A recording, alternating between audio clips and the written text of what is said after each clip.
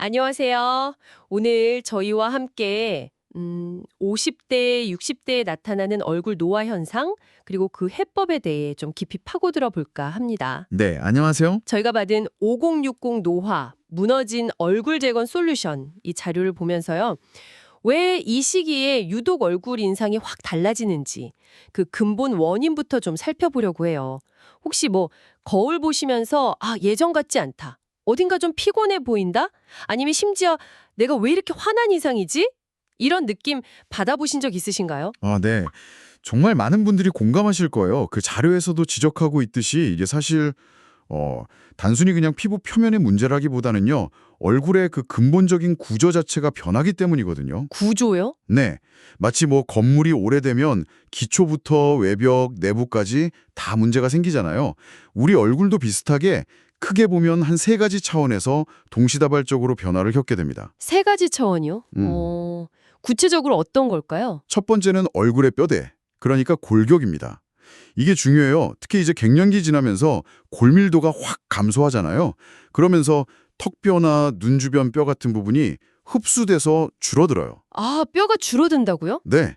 연구 결과 보면 65세 이후에는 젊었을 때보다 턱뼈 골밀도가 한 18% 이상 감소할 수도 있다고 하니까요. 이게 집으로 치면 기초가 약해지는 거죠. 이야, 생각보다 심각하네요. 그럼 두 번째는요? 두 번째는 피부, 그러니까 외벽 자체의 노화죠. 우리 피부 속에는 콜라겐이랑 엘라스틴 만드는 공장이 있거든요. 섬유화세포라고. 근데 이 공장 기능이 떨어져요. 그래서 60대가 되면 콜라겐 양이 20대의 절반 이하로 뚝 떨어집니다. 절반이나요? 네. 그러니까 피부가 얇아지고 탄력 잃고 좀 푸석해지는 거죠. 건물의 외벽이 막 얇고 약해지는 거랑 비슷해요. 그렇군요. 뼈대랑 외벽까지. 그럼 마지막 세 번째는 뭔가요? 마지막은 그 내부 단열재 역할을 하던 얼굴 지방의 변화입니다. 이게 또 재미있는데 있어야 할 곳, 예를 들면 앞볼이나 관자놀이 같은데 지방은 막 줄어들고 꺼져요. 반면에 원치 않는 부위, 턱 밑이나 입가 같은 데 있죠.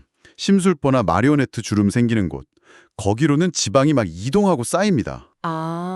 단열재가 막 제자리를 벗어나서 엉뚱한 데 뭉치는 셈이죠. 그러니까 뼈, 피부, 지방 이 세 가지가 그냥 동시에 무너지면서 얼굴 인상이 확 바뀌는 거군요. 와, 진짜 복합적이네요. 네, 맞습니다. 그래서 어느 하나만 해결한다고 되는 게 아니죠. 그럼 이 자료에서 제시하는 현대 의학의 해법들은 뭐가 있을까요? 이 무너진 얼굴을 어떻게 좀 다시 세울 수 있을까요? 자료에서는 크게 5가지 핵심 솔루션을 이야기하는데요. 첫 단계는 기초공사랑 재생 촉진이에요. 예를 들어 울세라 같은 초음파 리프팅은 피부 속 깊은 지지층, 그러니까 근막층, SMAS를 열로 수축시켜서 처진 조직을 위로 이렇게 끌어올려요. 수직 리모델링이라고 할 수 있죠. 기둥을 세우는 거네요. 그렇죠. 반면에 써마지 같은 고주파 시술은 진피층에 열을 줘서 콜라겐 생성을 막 촉진시키거든요. 이건 수평 다지기에 가깝다고 볼 수 있어요. 벽돌 사이를 단단하게 메우는 느낌이랄까? 수직, 수평. 둘 다 중요하겠네요. 근데 요즘엔 또 다른 방식도 있다면서요? 네, 맞아요. 최근에는 바이오 스뮬레이터, 그러니까 자가 콜라겐 생성 촉진제라고 부르는 것들이 주목받고 있어요. 주베룩이나 스컬트라 같은 거요. 이건 뭐냐면 피부 속에 즉각적인 볼륨을 막 채우는 게 아니에요. 대신에 우리 몸이 스스로 콜라겐을 만들도록 유도하는 일종의 씨앗이나 지지대를 넣어주는 개념이죠. 씨앗이요? 네, 비유하자면 얇아진 풍선에 바람만 넣는 게 아니라 풍선 고무 자체를 더 두껍고 튼튼하게 만드는 거예요.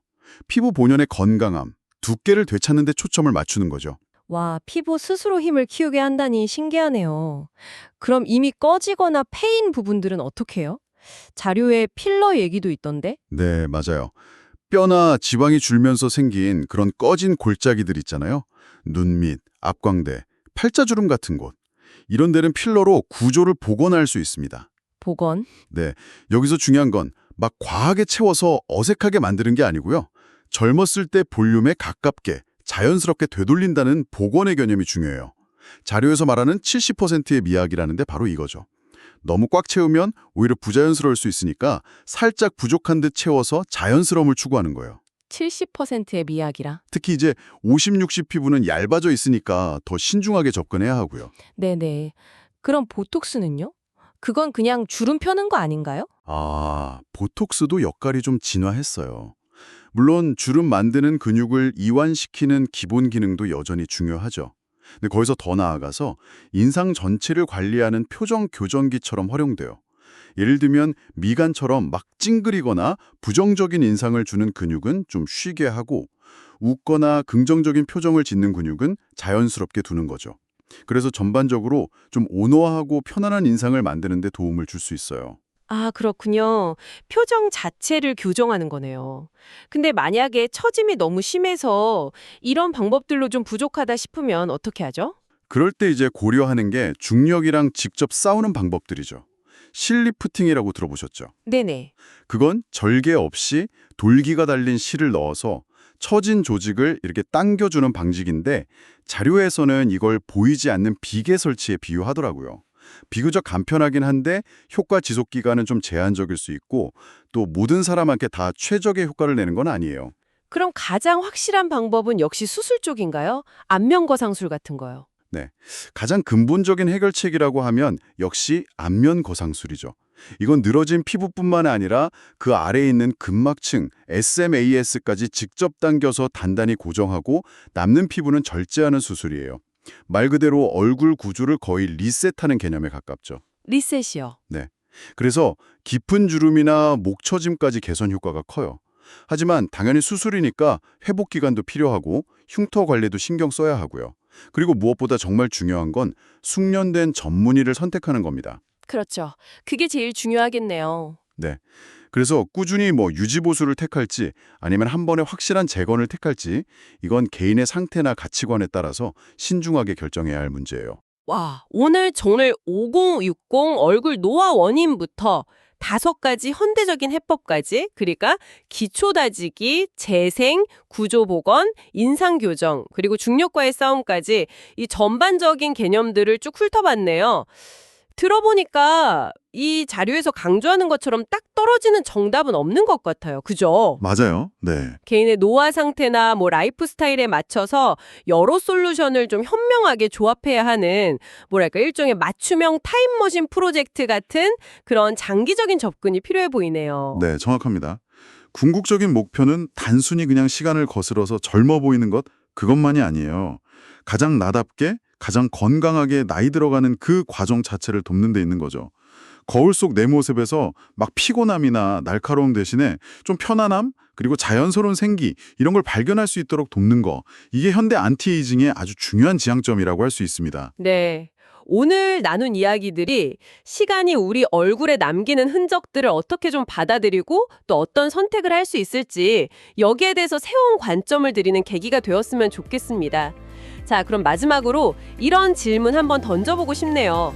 만약 노화를 그저 늦추는 게 아니라 잘 나이 드는 법을 배우는 데 집중한다면 여러분의 선택은 어떻게 달라질까요? 다음 시간에 또 유익한 정보로 찾아뵙겠습니다.